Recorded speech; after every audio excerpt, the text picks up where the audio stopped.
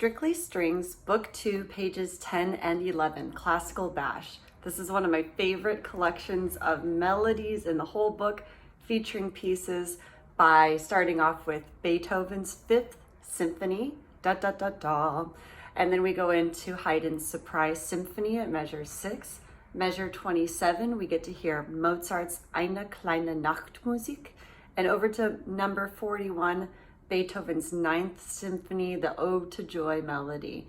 And what's great about this is it takes you through 3 different key signatures. So it trains your finger patterns in D major, G major, and C major.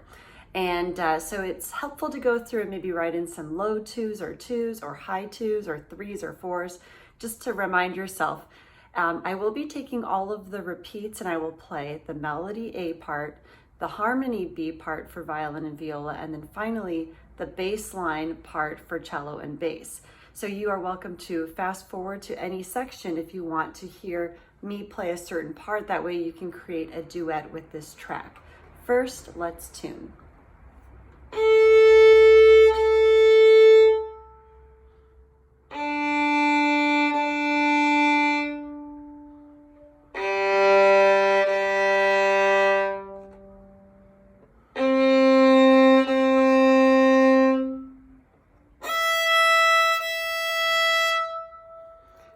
Now, on a lot of my tracks, I play things without metronome, which is perfectly acceptable when you're working on intonation and you're stopping and starting, but overall musicians need to practice with the metronome to ensure that you're keeping a steady pace.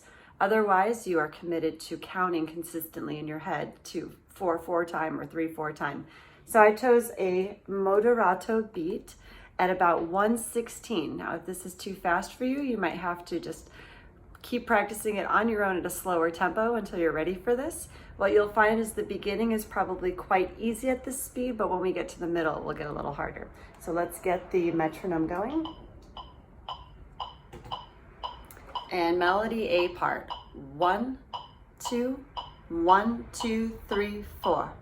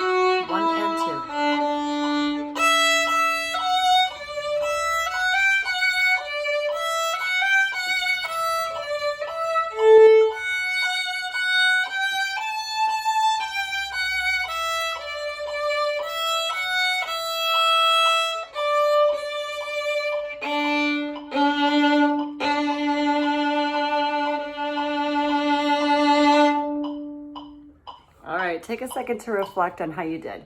So you maybe noticed a couple of things, like when I got to a dotted quarter note, I specifically counted 1 and 2, because that's typically when we'll get lazy in our counting, where it will just be sort of an in-between beat. So to be very precise, we subdivide. There also might be parts, when you'll see this throughout the book, where you'll see a small note appear, and that's an optional note. So typically stick to the big note, but then you can try the smaller note as an option. Sometimes it makes things easier, or sometimes it's more challenging. It's just a different way to do it. At the end, you notice I got off track with the metronome because there's a ritardando I had to slow down, and then a stagger bow at the end, a down and an up bow. There'll be places that say off the string, so typically the eighth notes are bounced off the string. This is called classical bash because it was all songs from the classical era. Mozart, Haydn, and Beethoven all lived during what was called the classical era. And so the style was very short and separate a lot of the time, and off the string spiccato. Now we continue on to the harmony B part that is used for violin and viola. So you could play the A part along with me. And we get our metronome started again. Harmony B part. 1, 2, 1, 2, 3, 4.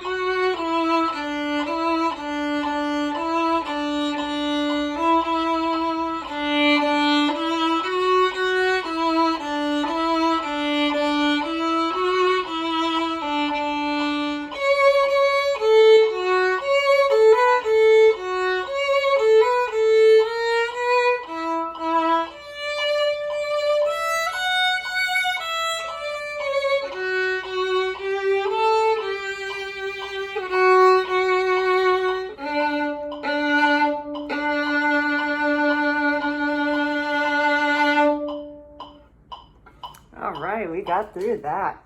So another thing you might notice in the Eine kleine section for measure 27 to 41, there's a lot of off the string spiccato, but additionally there are sections where you need to do a long bow and then a retake to reposition your bow back to the lower half.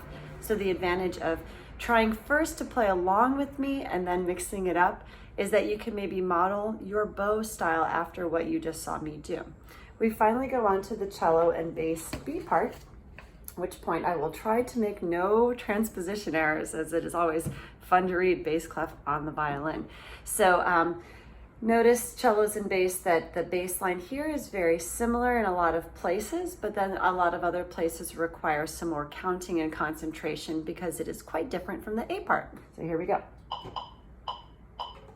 1, 2, 1, 2, 3, 4.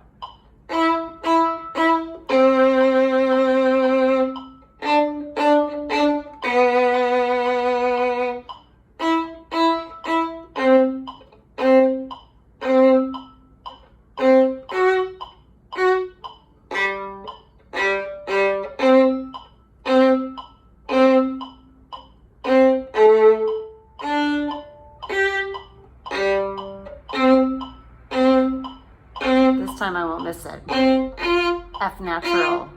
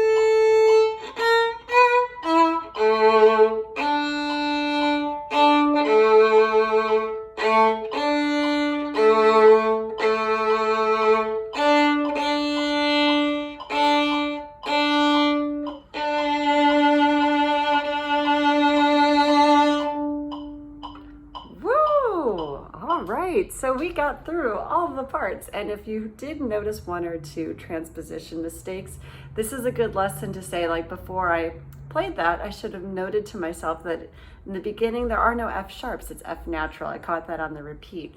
But this is really a good time to reflect and see if there are any optional shifting options that you could have done. A lot of times it will say in parentheses beneath, instead of just playing this in boring old first position, why not shift here and try to challenge yourself? Or you can even make up your own. Have fun practicing all the various parts to classical bash.